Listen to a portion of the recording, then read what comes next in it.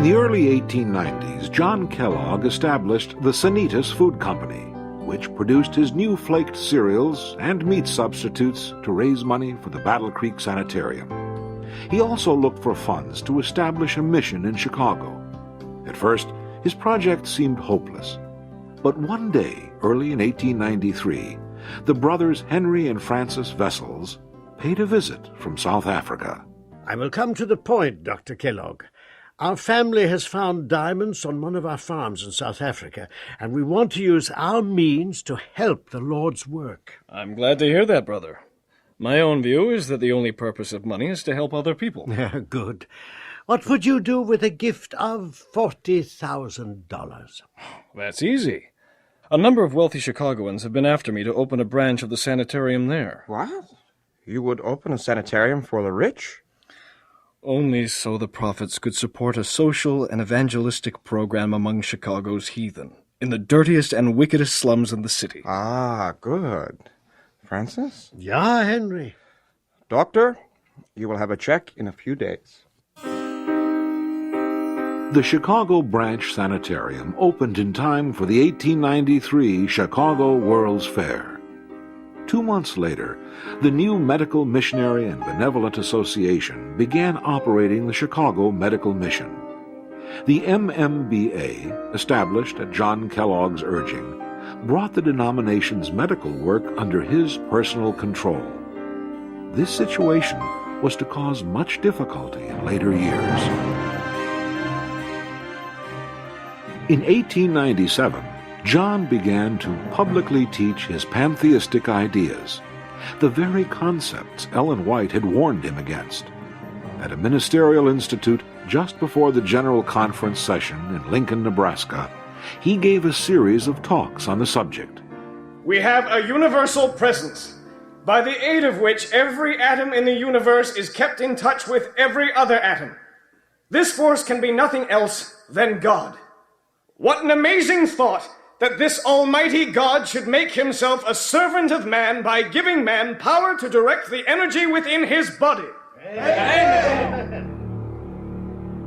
No one seemed to understand that these exciting new ideas contradicted Bible teaching. Other concerns took prominence. In 1897, the sanitarium's 30-year charter expired. By law, the institution must go up for auction, which meant it could be bought by non-Adventists. John discussed the situation with the board of directors, which included his close friends, Dr. George Thomason and Dr. David Paulson. The legislature refused to extend the charter, but it did appoint me receiver until we can organize a new association. Then we'd better get busy and prepare the articles of association for our new organization. Oh, don't worry, Dr. Paulson. I'll write them myself. This meeting is adjourned. We'll reconvene when the articles of association are ready.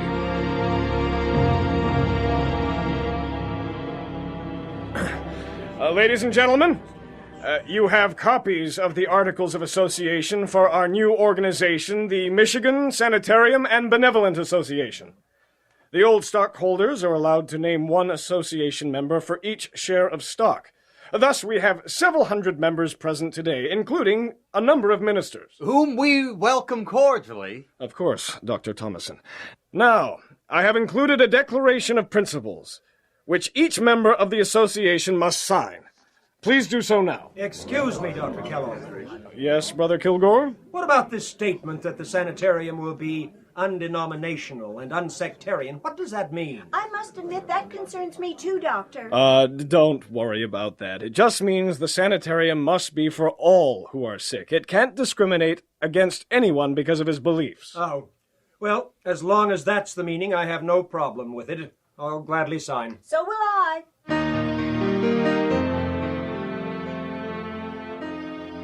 Well, Dr. Kellogg, now that we're organized, we can concentrate on purchasing the sanitarium for the amount of its debts. Are you confident we can succeed? We have to, Dr. Paulson. I've been working for years to keep the institution under our control. I've planned carefully. Why, as much as 10 years ago, I persuaded the stockholders to go on record opposing a division of the assets when the institution is sold at the expiration of the charter. But it looks as though some of the stockholders are still hoping to make some money. And they will, if the sanitarium is sold when it goes up for auction next year. Why should they capitalize on my work? It's because of me that the sanitarium has increased in worth. Mm-hmm. Besides, this is supposed to be a non-profit institution. And if it's sold to a non-Adventist group, all our philanthropic work will come to an abrupt end. We can't let it be sold. I'll find some way.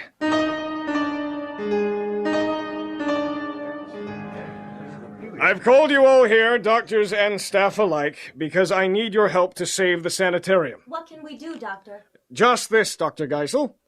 I want each of you to prepare a bill for the difference between the wages you receive now and what you would expect to receive if the hospital were bought by a non-Adventist group.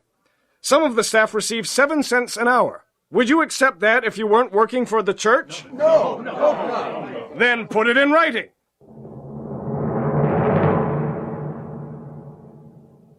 And when I showed those bills to a couple of people I knew were interested in the bidding, they were shocked. We were the only bidder at the auction. We have our new charter. The sanitarium still belongs to us. Amen. It wasn't long before John broadened his definition of undenominational in a way that frightened the church's leaders. About the time Teddy Roosevelt and his Rough Riders were charging up San Juan Hill, a different battle was taking place among the sanitarium directors. Dr. Kellogg, some of us are disturbed about your latest statements regarding the undenominational character of the sanitarium. What statements are those, Elder Irwin? Well, you now say that as an undenominational institution, the sanitarium cannot be used to present any peculiarly Seventh-day Adventist doctrine. That's correct. But that's contrary to the spirit of prophecy, Council. I agree with Elder Bordeaux. Sister White has clearly said, God's purpose is for us to have a health institution organized and controlled exclusively by Seventh-day Adventists. Elder Cordless is right. It appears to me that the words undenominational and unsectarian were put into the charter as part of a scheme to separate the sanitarium from the denominational control. That's absolutely untrue. The sanitarium is owned and controlled by those who have owned it during all the years since its organization. There's been no change in ownership, no change in principles, no change in management, and no change has been contemplated. In spite of this heated denial, John made a statement to a reporter a few years later that reinforced the suspicions of church leaders. And what do you plan for the future of the Adventist sanitarium, Dr. Kellogg? Now, wait a minute there, young man. This is not an Adventist sanitarium. It has no connection with the Seventh-day Adventist denomination as such. But it's governed by Adventists, isn't it? Not necessarily. Membership in the association governing it is as open to a Catholic as to a Seventh-day Adventist. Since 1898, Ellen White's counsel to John had become more pointed and forceful. She warned him against concentrating power in his own hands and against belittling the gospel ministry.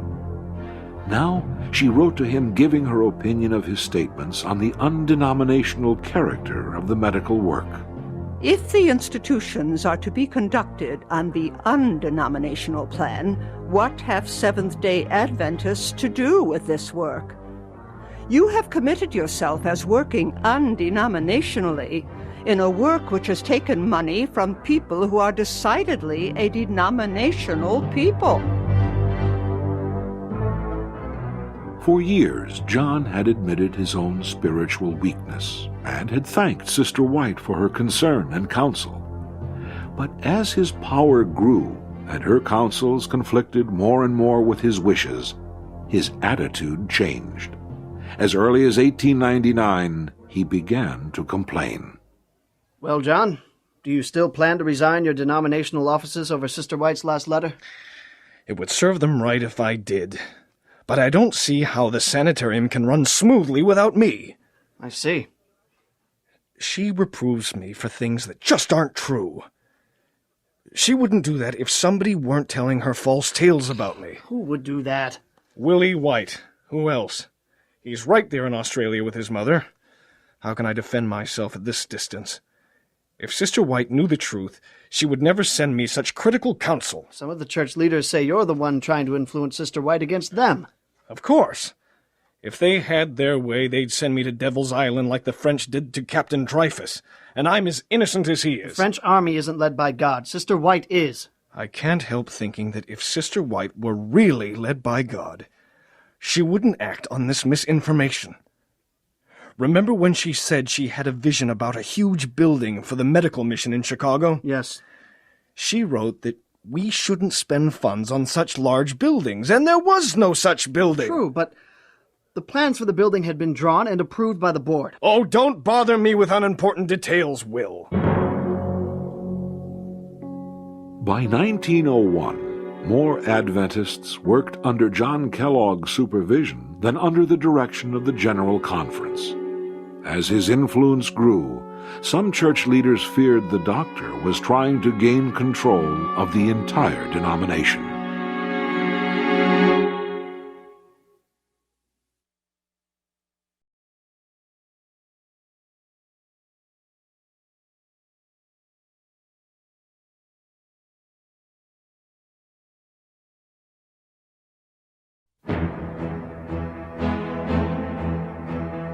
As John Kellogg's influence grew, his pantheistic ideas spread. In 1899, Ella J. Wagner, a physician and minister, had presented the subject at the General Conference session held in South Lancaster, Massachusetts. How many lives are there in the universe?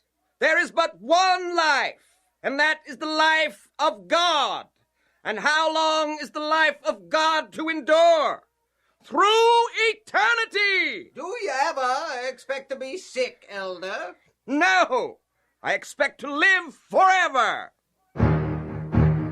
When the General Conference was reorganized in 1901, John was at the height of his influence in the church.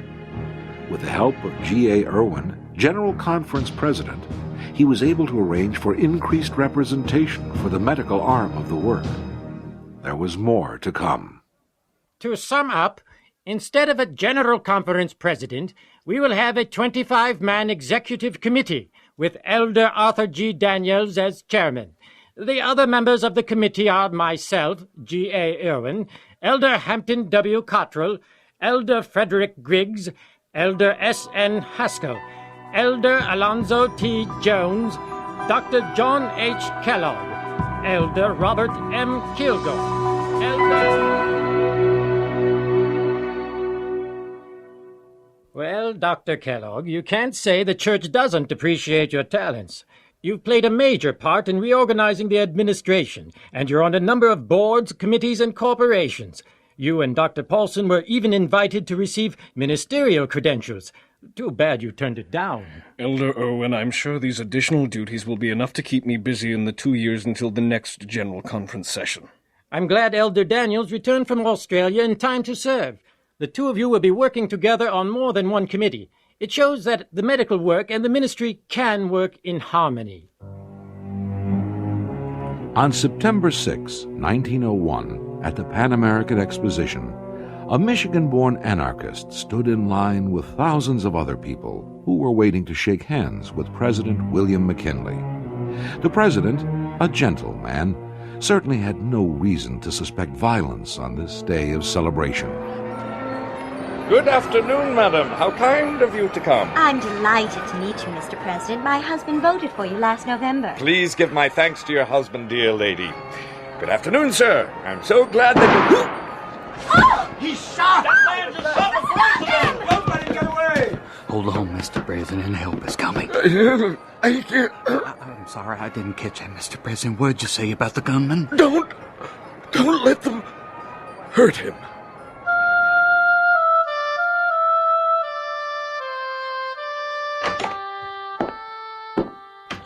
Have you heard the news about President McKinley? He died at 2:15 this morning. Yes, Ella, I heard. That's why I came home early. Oh, it's hard to believe. It's been 8 days since he was shot. The doctors were sure he would recover. Oh, it's their fault. They had one of those new X-ray machines right there at the exposition. If they'd only used it, they could have found the bullet and removed it. We must always use the most up-to-date equipment available. Always. A more personal disaster was soon to befall. On February 18th, 1902, John and a secretary were on their way back to Battle Creek from the West Coast. As the two men changed trains in Chicago, a reporter approached Dr. Kellogg, who was easily identified by his white suit. Dr. Kellogg! Dr. Kellogg! Yes, what is it, young man? I have a train to catch. I just wanted to know if you plan to rebuild the Battle Creek Sanitarium, Doctor. Rebuild? What do you mean? We have a fine facility. You haven't heard? The sanitarium burned to the ground this morning.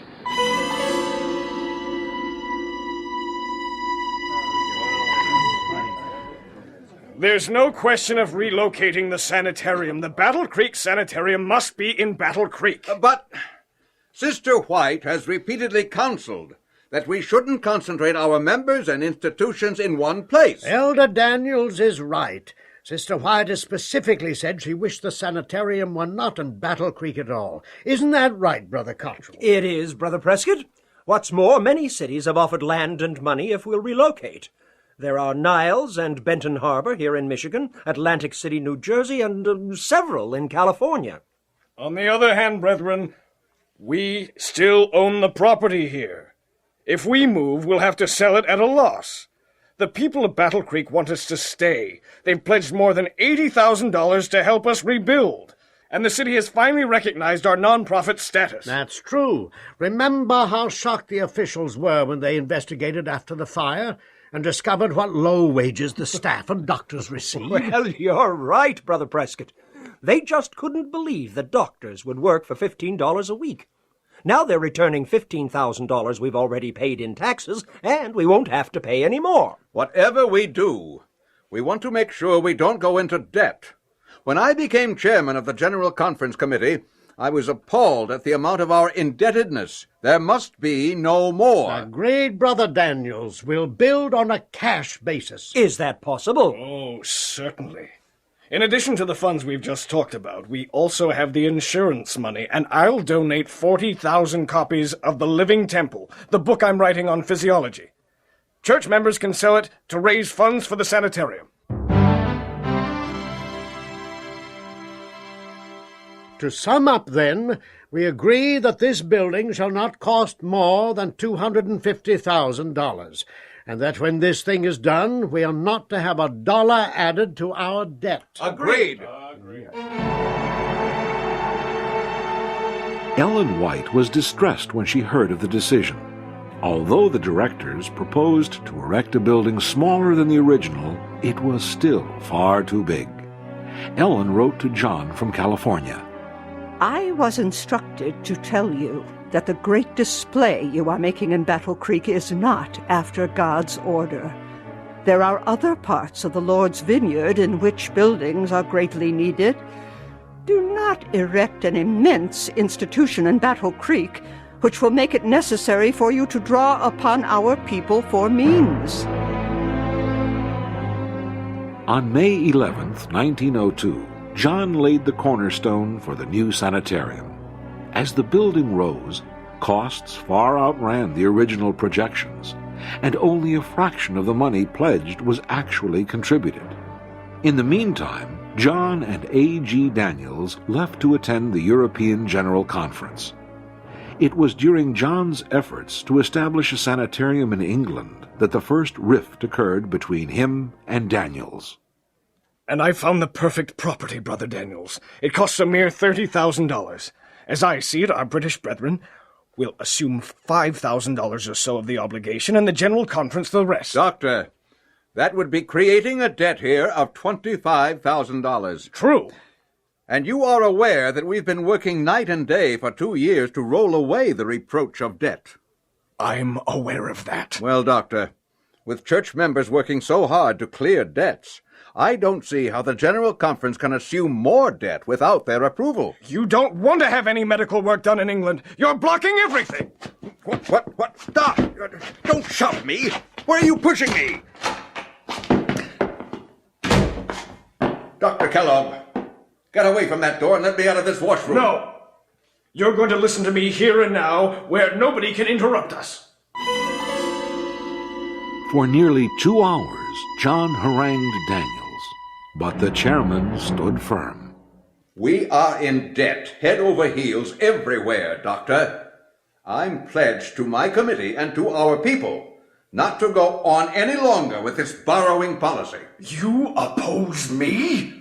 Sister White will roll you over in the dust. I must stand firm to my pledge, and I believe my position is in harmony with Sister White's counsel. Well, sir, I will never work with you on this cash policy. I'll see you in America. Good day.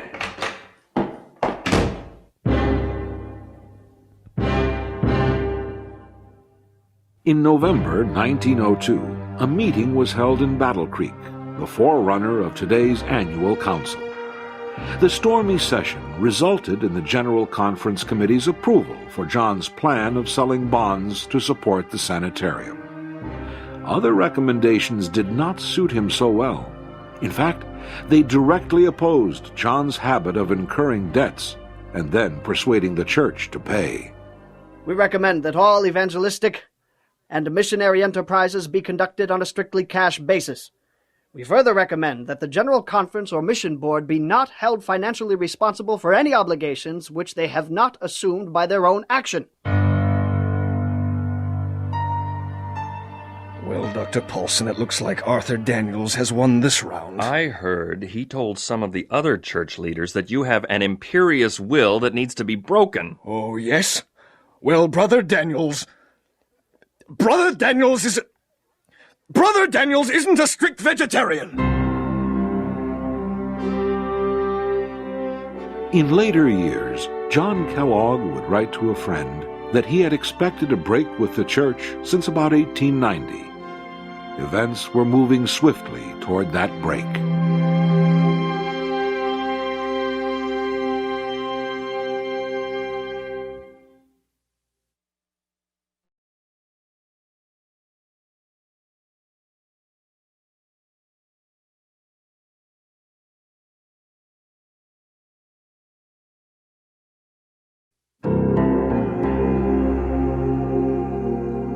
Concerns arose in 1902 as soon as John Kellogg suggested selling the Living Temple to fund the rebuilding of the Battle Creek Sanitarium. A committee of 4 was appointed to investigate the manuscript and report on it at the 1902 Autumn Council.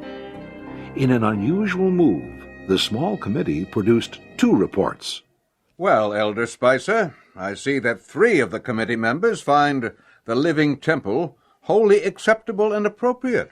But look who signed that report, Elder Daniels. Dr. Kellogg himself and 2 of his supporters, Elder A.T. Jones and Dr. David Paulson. That's true. I confess I find myself in agreement with Elder Prescott's minority report.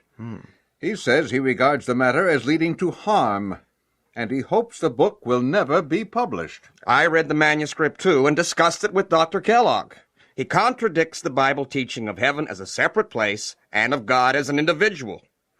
I pray the General Conference Committee agrees with Elder Prescott's report. The committee did reject the book, so John promptly made arrangements with the review to publish it privately. For years, Ellen White had reproved the publishing house for such practices as underpayment of authors and personnel, harshness and greed on the part of the managers, and the printing of secular and even unsavory literature. At quitting time, on December 30th, 1902, the lead plates for John's book stood ready for the press. Most of the employees had left the building. I smell smoke, do you? Yes, I believe I do. Can't be. The night watchman just made his rounds through the engine room. It is, though. I see it over there in the corner. The lights went out! Fire! Get out! Get out! Hurry!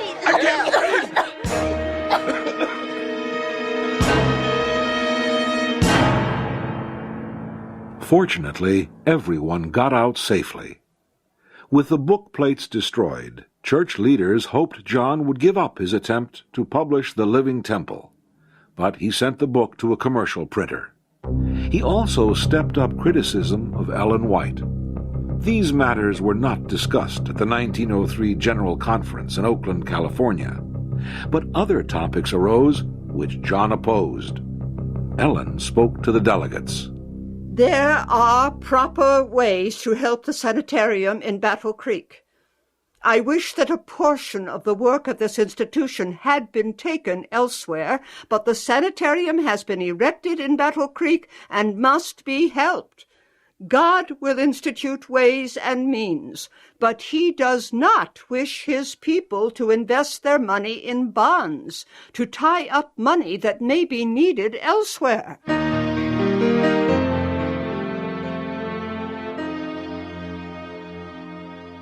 The motion is to place all denominationally operated institutions under direct ownership of the people.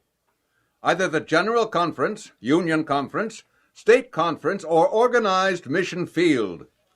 We have had extended discussion on this matter. Is there any other comment before we vote? Dr. Kellogg? I tell you here and now, Brother Daniels, that I do not expect to be bound by this resolution in anything I do. The thought of sanitariums being controlled by people who don't live in harmony with all the principles taught by those institutions is intolerable. Ownership does not necessarily mean control, Dr. Kellogg. Ownership always means control. And if you say it doesn't, you don't know what you're talking about. Those in favor of denominational ownership? Aye. Aye. It is carried. Now, the next resolution calls for the General Conference headquarters and the review to be relocated. I will ask Sister White to comment. For years the warning has been given to our people, get out of Battle Creek. Let the General Conference offices and the publishing work be moved from Battle Creek. God has a better place for it.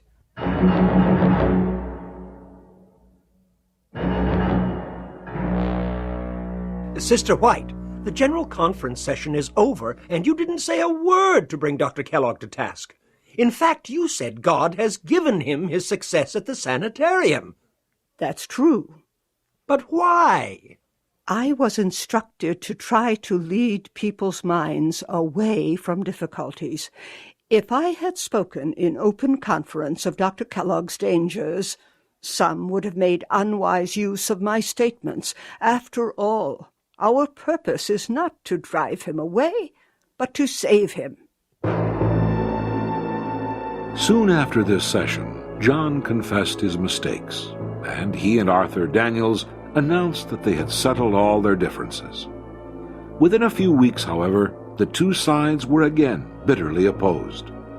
At the Fall Council in October 1903, peace seemed once more to reign. But again, the reconciliation was only temporary. In 1904, when the Russo-Japanese War broke out, a different kind of war was being waged between the Kellogg and Daniels factions in the Adventist Church. During the Lake Union Conference session in Berrien Springs, Michigan, in May, Ellen White led the third and final attempt to resolve the situation. My sympathy goes to Dr. Kellogg, who has loaded himself down with labors until the enemy has found him easy prey. I have lain awake night after night studying how I could help Dr. Kellogg. I have spent nearly whole nights in prayer. My brethren, the Lord calls for unity, for oneness. When the gospel ministers and the medical missionary workers are not united, there is placed on our churches the worst evil.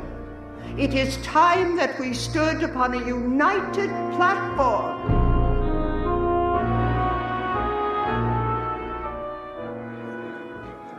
I confess I have had an attitude of fault-finding and dissension. I ask the forgiveness of any whom I have offended. Brother McGann, Brother Sutherland, Brother Kellogg. Brother Prescott, you have shown the true Christian spirit. Some of Dr. Kellogg's supporters have also confessed and have reached out for peace and harmony. It is time for all to reach out their hands and make peace. Brother Kellogg, will you not do as much? These confessions we've heard are a mere form intended to meet the emergency.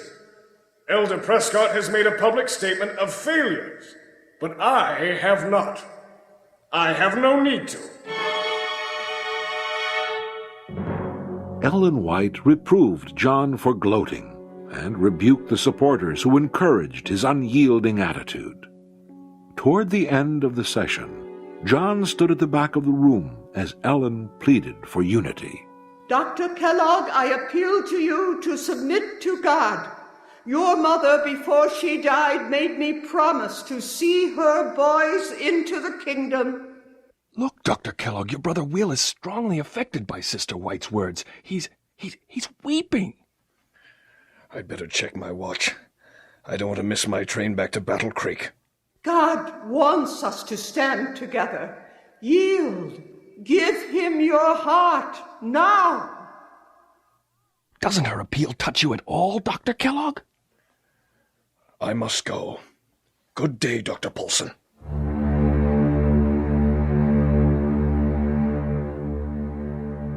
Ellen said later that John would have been saved for the cause if only his supporters at this time had encouraged him to humble himself. John considered the Berrien Springs meeting a victory until he discovered that the opposition would no longer pay the debts of the sanitarium and the Medical, Missionary, and Benevolent Association. He retaliated by arranging for the MMBA to go into bankruptcy.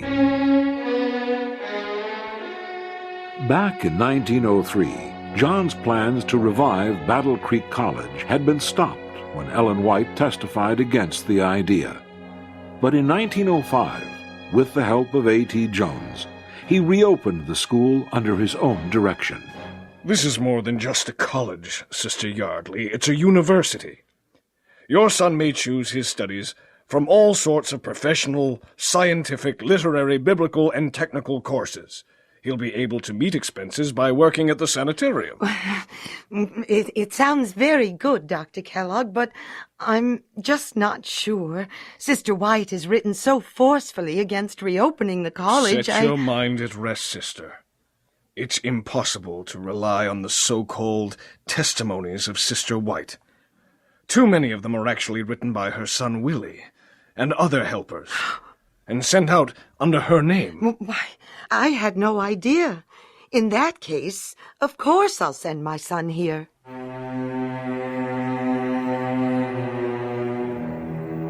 By December of 1905, Ellen wrote sorrowfully to A.G. Daniels and W.W. Prescott, I have lost all hope of Dr. Kellogg.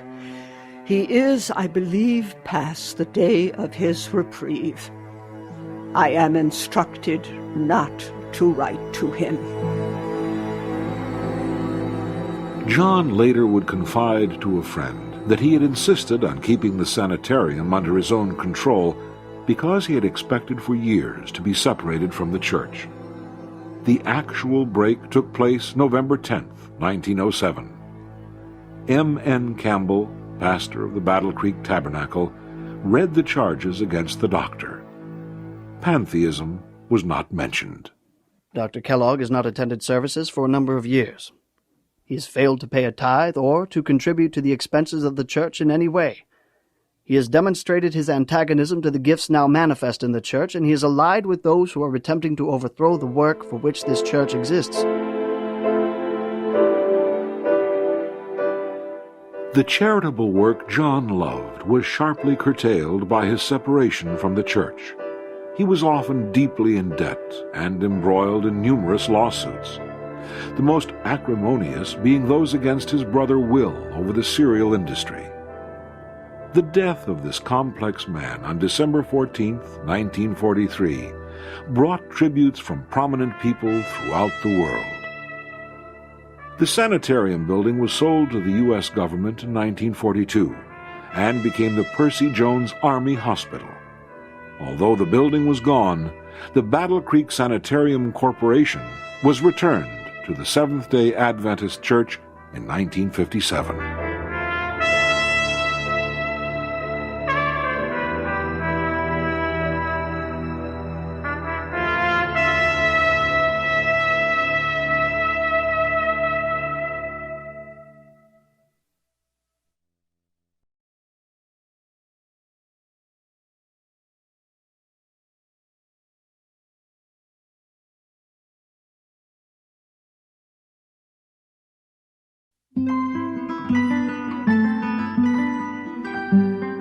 The completion of the Transcontinental Railroad had brought people flocking to Southern California, and the fame of the state's sunshine and sea breezes resulted in the establishment of numerous sanitariums.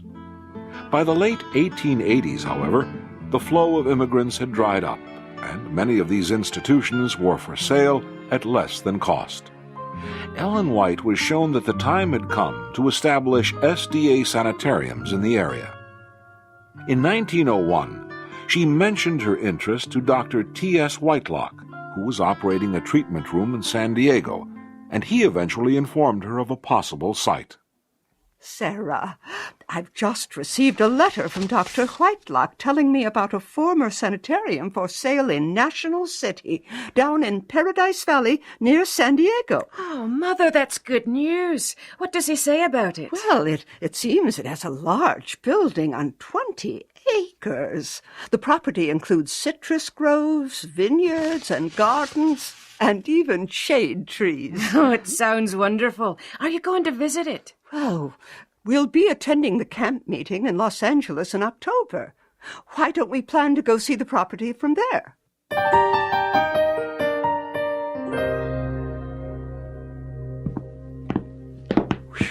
This place is really dirty, Mother. Watch your dress. Oh, a little dust won't hurt me, Willie. Dr. Whitelock, if this place were fixed up, it would look just like what was shown me of the Lord. And the price has been lowered from $20,000 to $12,000. Unfortunately, the reason the owners are so eager to sell is that there's no water. The unprecedented drought of the last few years is turning the whole valley into a desert. This is the property we are to purchase. Let's inform the Southern California Conference. But the conference officials were unwilling to invest money in a place without water. Meanwhile, as the drought continued, the price dropped repeatedly.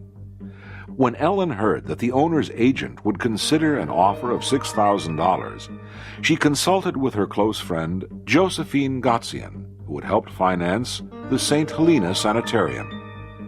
Josephine, I'm completely convinced this is the property the Lord wants us to have. Well, in that case, Ellen, I think we should definitely make an offer. I suggest $4,000. I'll donate $2,000 of it myself. And I'll borrow the other $2,000. We can't delay while we wait for the brethren in responsibility, who should have been quick to discern the advantages of this place as a center for the medical missionary work. You and I will unite in helping to purchase the Potts Sanitarium. Here's my hand on it. Thank you. I'll telegraph our offer to Mr. Harrison in New York immediately.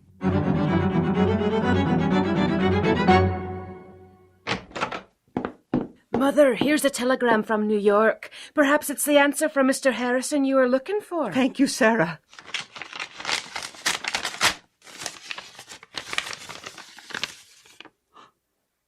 It is. He's accepted the offer. The property is ours. Later, it was learned that an offer of $6,000 for the property had reached Mr. Harrison's office by letter just a few hours after he had accepted Ellen's offer.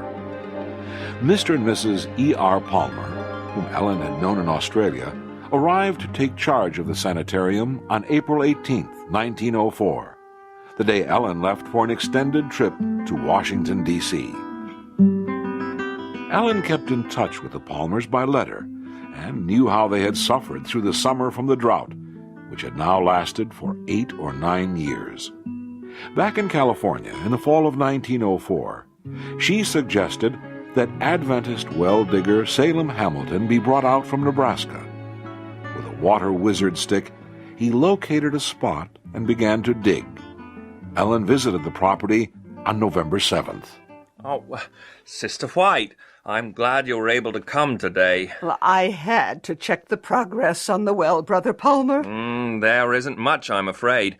Brother Hamilton and his helpers are down to 80 feet, and they've found nothing but dust. Well, I'll stay a few days and see what happens.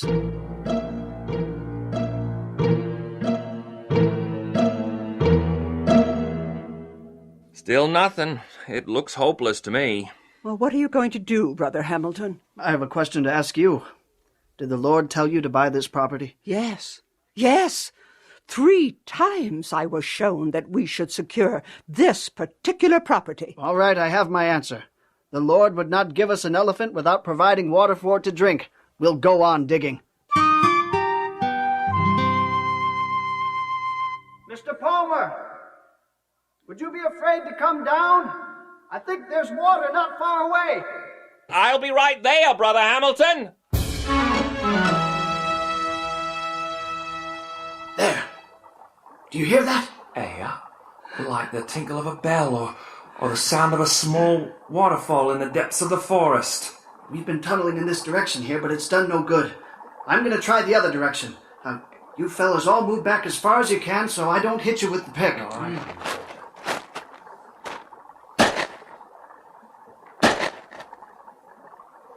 You did it! You broke through! Hey! That water's coming fast. Hey, let's get out of here. Leave the tools. Go! Go!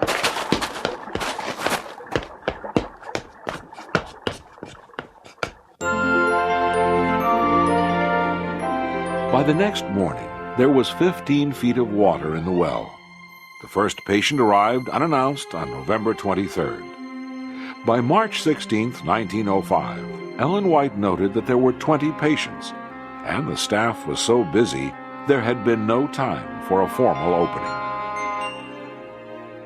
In the meantime, in response to Ellen's call for a sanitarium near Los Angeles, Elder J.A. Burden had begun to look for a suitable property.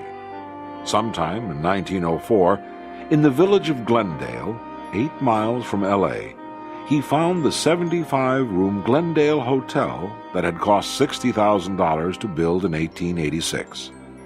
Although the asking price was only $26,000, Burden knew that was out of reach. Deciding that a reduction to $15,000 would indicate God's approval, he took several brethren with him to call on the agent, Mr. Leslie C. Brand. So you see, Mr. Brand, our money will have to come from church members.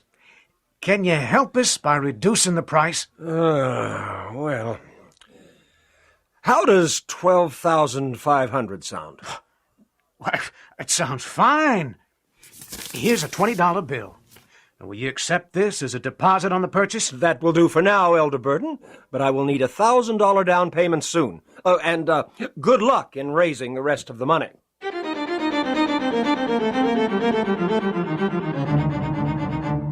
Elder Santee, I've gone as far as I can on my own. The conference administrators have refused to act.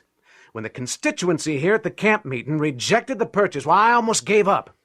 But if you, as conference president, back me, perhaps we can make some headway. Well, now, to be perfectly fair, Elder Burden, we must recognize that the churches here have small memberships, and the conference is heavily in debt. While we don't even have the $1,000 for your down payment. I do understand that, but this work must go forward. Sister White has been very definite in her statements to that effect. Why, I'm willing to advance part of the down payment myself, but I just can't do more. You convinced me, Elder Burden.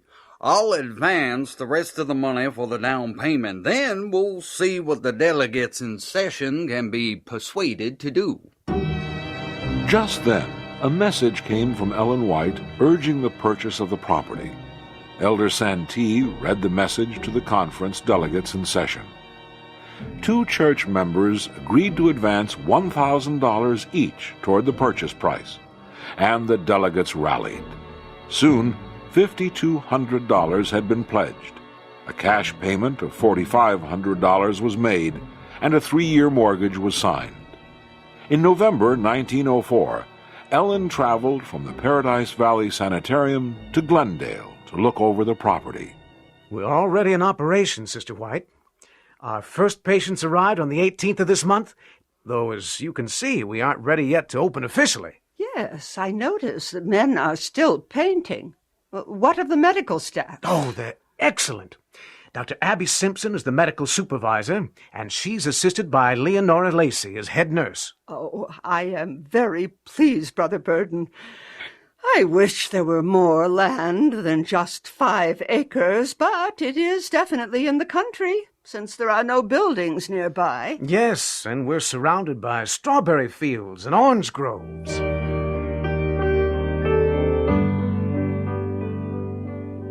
A school of nursing was established at the Glendale Sanitarium in 1905, and the first, consisting of 2 students, graduated in 1906.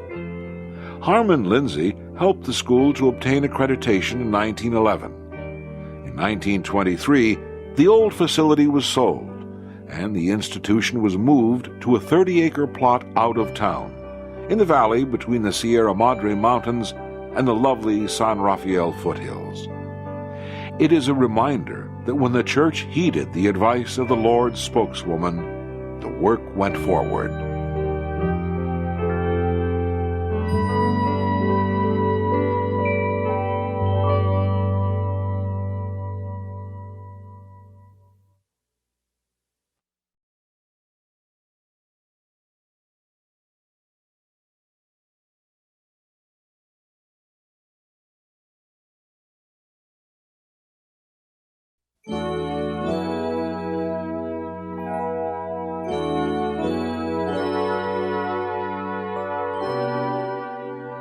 Early in 1905, Ellen White told J.A. Burden, head of the St. Helena Sanitarium, to look for property in the area of San Bernardino, Riverside, and Redlands.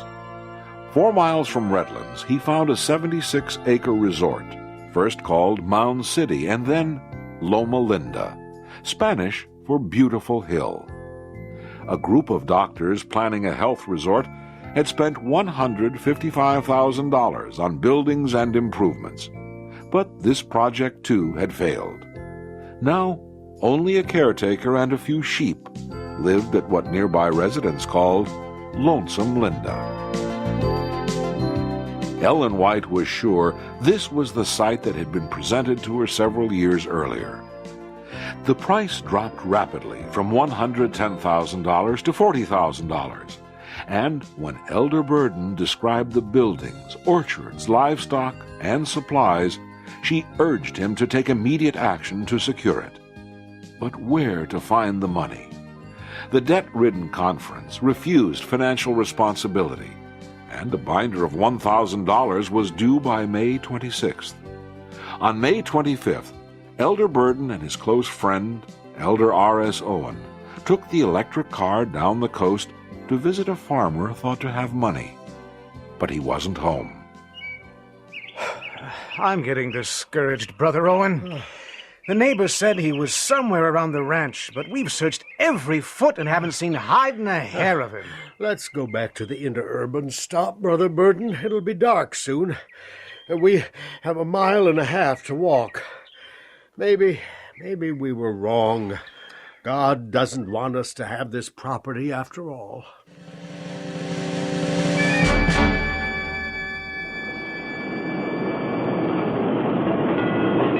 Hey! The car passed us right by. It didn't even slow down. I guess we were supposed to signal it. We have a 2-hour wait for the next one. You know, that'd be enough time to walk back to the cabin for one more look-see. Oh, in the dark? Well, all right. Let us not be weary in well-doing. Maybe we'll find him home this time.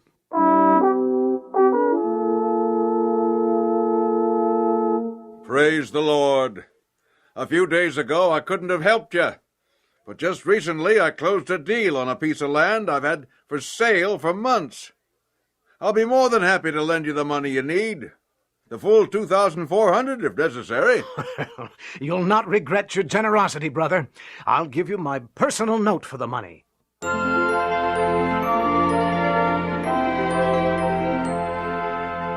2 weeks later, on June 12, 1905, as Elder and Mrs. Burden were inspecting the property with other workers, the express wagon from Redlands drove up. Look, John, isn't that Sister White on the express wagon? Whoa there! Why, yes it is, Eleanor. And Willie and his wife are with her. Let's go meet them.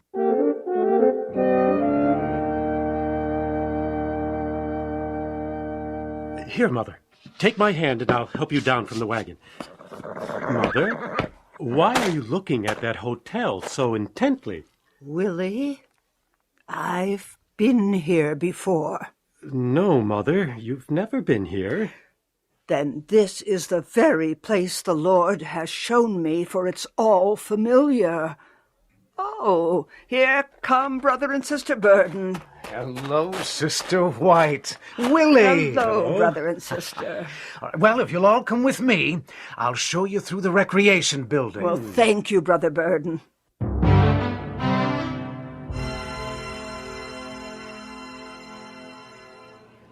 It certainly sounds desolate right now, with the wind blowing through the building like that. Oh, this building will be of great value to us. A school will be established here. Battle Creek is going down. God will reestablish his medical work at this place. But the remaining $4,000 of the down payment had yet to be found. Bell Baker provided $1,000. Owen took out an unsecured loan, and Elder Burden used another $1,000 from the affluent farmer's loan. Still, the conference hesitated. On June 20th, Elder G.A. Irwin, newly elected president of the General Conference, spoke at a constituency meeting of the Southern California Conference. And remember how, in Australia, when leaders of the work there could see only failure, Sister White urged that the property be purchased for Avondale School? And now that college is one of the most successful training schools in the denomination, and it is free of debt. Now we in Southern California are faced with the same decision. Although the conference is heavily in debt, I believe it to be the glory of God that this conference should assume this responsibility. Brother Santee, will you take a vote now? Brothers and sisters, what is your will on this matter? Shall we secure the Loma Linda property and open a sanitarium there? Aye! Opposed? The vote is unanimous. The daughter of General Otis, founder of the Los Angeles Times, was a recent convert, and when she rose to her feet and pledged $10,000 for the project, the financial ball began rolling. On October 12, 1905, the first 2 patients registered at the Loma Linda Sanitarium. By late November, 35 workers were in place, including Dr. G.K. Abbott, John A. Burden as chief administrator, Eleanor Burden as matron, and Dr. Julia White, superintendent of nursing.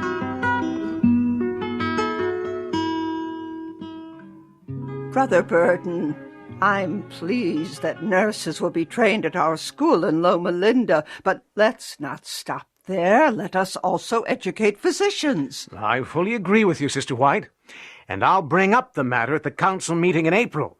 It'll be a good time to reach all ears, because the meeting will include committee members from the Pacific Union Conference and Southern California Conference.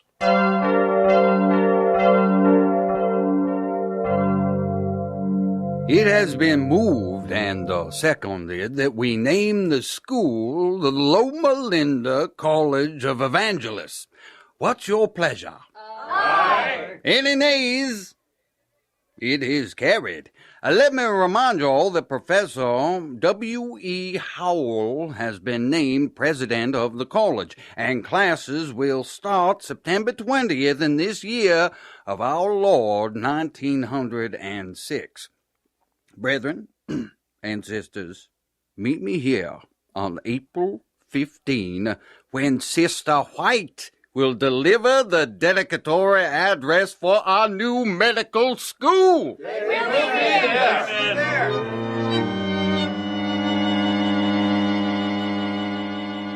But more important than magnificent scenery and beautiful buildings and spacious grounds is the close proximity of this institution to a densely populated district, and the opportunity thus afforded of communicating to many, many people a knowledge of the third angel's message. Amen. Never are we to lose sight of the great object for which our sanitariums are established, the advancement of God's closing work in the earth.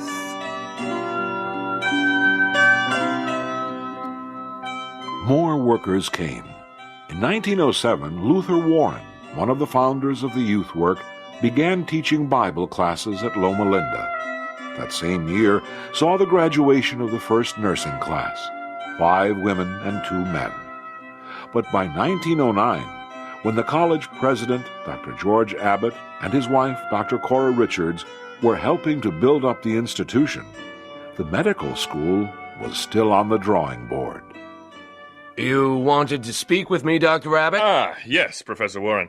Since you're about to leave to conduct some youth rallies in the Midwest, I wondered if you could do something for our college at the same time. I'll be glad to do anything I can. Well then, would you talk to some of the young people to see how many would be interested in coming to Loma Linda to study medical evangelism?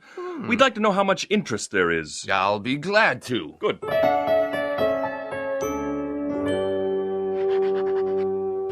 Dear Belle, this has been a successful endeavor.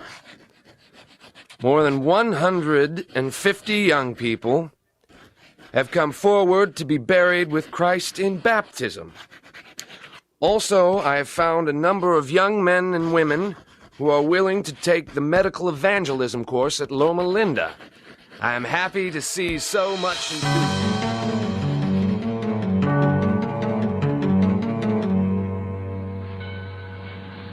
Good day, sir. Are you the station manager? Yes, I am. What can I do for you? My name is Luther Warren, and I want to charter a railroad coach to California. I have 46 Christian young people who want to go to school out there. Well, by all means, sit down, Mr. Warren, and let's find the best way to get those folks to California.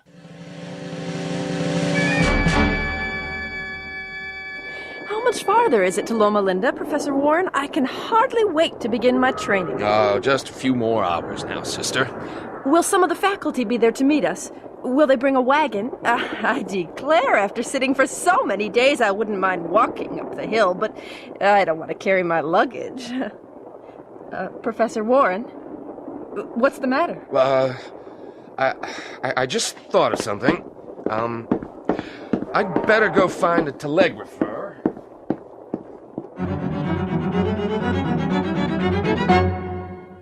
As yet, however, no definite plans have been made for opening a school for medical evangelism.